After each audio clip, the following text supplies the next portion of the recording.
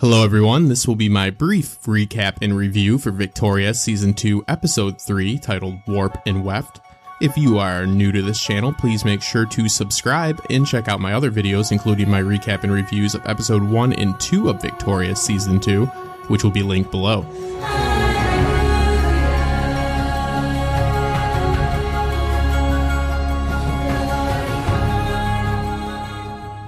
So this will be a brief review of the latest episode of the historical docudrama Victoria.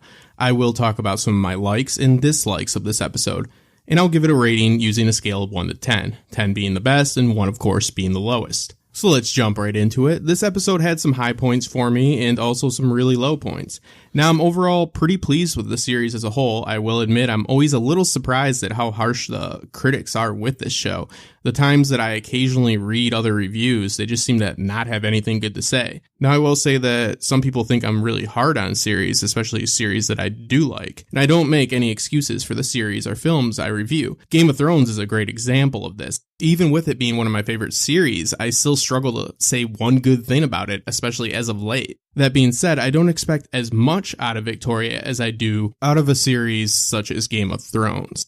But that doesn't mean I think Victoria is not on the same level, I just have different expectations for each series.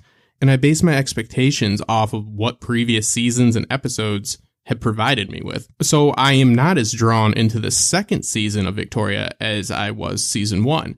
But I also didn't care for the first few episodes of season 1 and almost didn't finish the season. But I'm very happy I did, and I'm hoping the same outcome for season 2. So let's talk about a few aspects of this episode. We see Victoria trying to make a difference in the lives of her subjects by throwing a ball. The queen decides to throw a costume ball, inspired by her desire to help the failing silk industry. She also does admit that this is an excuse for a party. A lot of complaints about this storyline is that it's just an excuse to get Lord M and Victoria into a room together, but this did really happen. You can look up and find information on Queen Victoria's costume ball at Buckingham Palace. And just as we see in the drama, Queen Victoria did decide to hold this ball on the 12th of May, 1842 at Buckingham Palace. Over 2,000 people did show up for this. The gathering was called the Ball Costume. Prince Albert and Queen Victoria dressed as Edward III and his consort, Queen Philippa.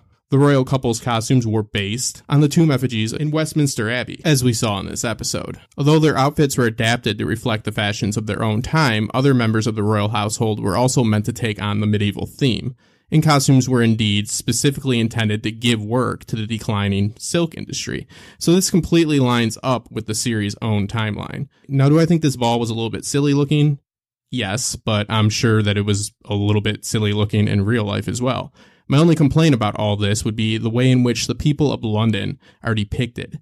Now, this is the beginning of a huge financial depression, and I'm sure people at the time were not walking around looking very fashionable, but I'm also sure they weren't walking around looking like they all have just finished an 18-hour shift in the coal mines. This is a common error many shows make when depicting common folk throughout all periods, especially in the Middle Ages and up until the early 20th century. I do hope they resolve this, but it isn't a deal breaker for me. I also think the complaints of some of the commoners were probably on par with the overall real-life opinions of the population.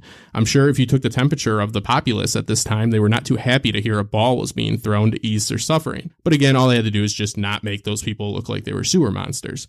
Now, as far as my opinion of Lord M's storyline, besides his demise seemingly coming a little early as far as the real Lord Melbourne's death, we have to remember that it is a docudrama and not a documentary. I have read some sources saying Rufus Sewell, who plays Lord M, is definitely gone as of this episode, but I've also seen Daisy Goodwin, the head writer of this series, suggest otherwise. So we'll just have to wait and see.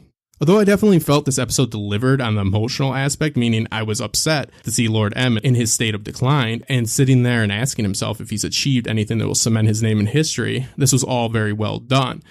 As well as his talk with Albert about not needing a crown to achieve such things was one of the best scenes of this episode. And if I had to pick what I liked most about this episode, it would be the interaction between the three, meaning Victoria, Lord M, and Albert. Victoria shows her maturity as well as her vulnerability.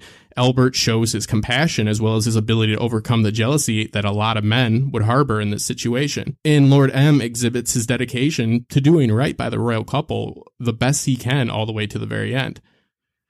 This episode ends with Victoria finding out her beloved Dash has passed, and she finally breaks, and Albert rushes to her side. I really felt like they were not as much talking about Dash as Victoria was speaking about Lord M, and Albert realizes this and comforts her, again showing strength and compassion. And yes, I do believe she was very upset about Dash as well before anybody jumps on me for that. So all in all, my feelings are mixed on this episode, but overall it did establish what it needed to in order to move on. And as much as the fandom doesn't want Lord M to leave, they do need to realize that there is not much more they can do with that storyline.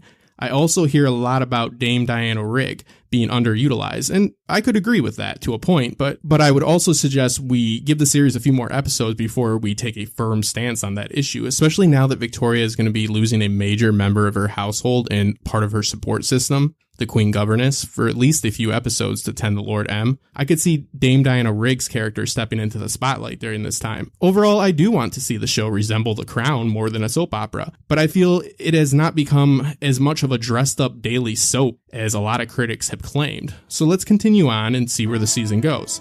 I do give this episode a 7 out of 10. Thank you, everybody. I hope you found that interesting and enjoyable, and please make sure to like and subscribe, especially if you want these to continue happening. And the more subscribers I get, the more time I can put into these and actually edit some other videos. Make sure to check out my other videos that cover other series that you might be interested in. I always enjoy when you guys leave comments in the section below, so I will see you guys in a few days, and enjoy your weekend.